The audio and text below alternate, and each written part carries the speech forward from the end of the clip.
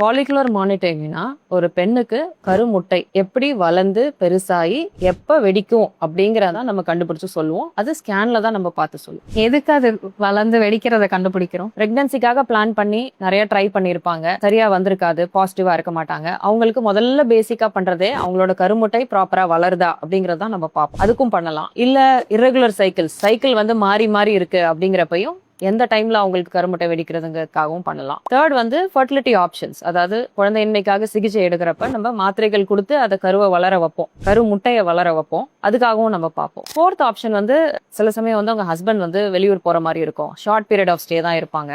So அந்த டைம்ல வந்து பிரெக்னன்சி பாசிபிலிட்டி சீக்கிரமா ஜாஸ்தி ஆகணுங்கிறதுக்காக ஃபாலிகுலர் மானிட்டரிங் நம்ம பண்ணுவோம். வெஜினல் ஸ்கேன்ல பண்றது தான் கொஞ்சம் கிளாரிட்டி பெட்டரா இருக்கும். So most of the time vaginal ஸ்கேன்ஸ்ல தான் பண்ணுவோம் ஃபாலிகுலர் மானிட்டரிங். இந்த கருமுட்டை எப்போ வெடிக்கும் அப்படிங்கறத நம்மளால யூகிக்க முடியும். வெடிக்கிறத பார்க்கலாம் முடியாது, வெடிக்க போகுதா இல்ல வெடிச்சிருச்சா அப்படிங்கறத பார்த்துட்டு அந்த டைம்ல நம்ம சேர்ந்து இருக்க சொல்லுவோம். ஸோ அப்போ வந்து பிரெக்னென்ட் ஆகக்கூடிய சான்சஸ் வந்து ஜாஸ்தியா இருக்கும். அதுக்காக தான் இந்த ஃபாலிகுலர் மானிட்டரிங்கை நம்ம பண்றது. இதை பத்தி டீடைல்டா தெரிஞ்சுக்கணும்னா ஃபாலிக்கல் அப்படின்னு கமெண்ட் பண்ணுங்க.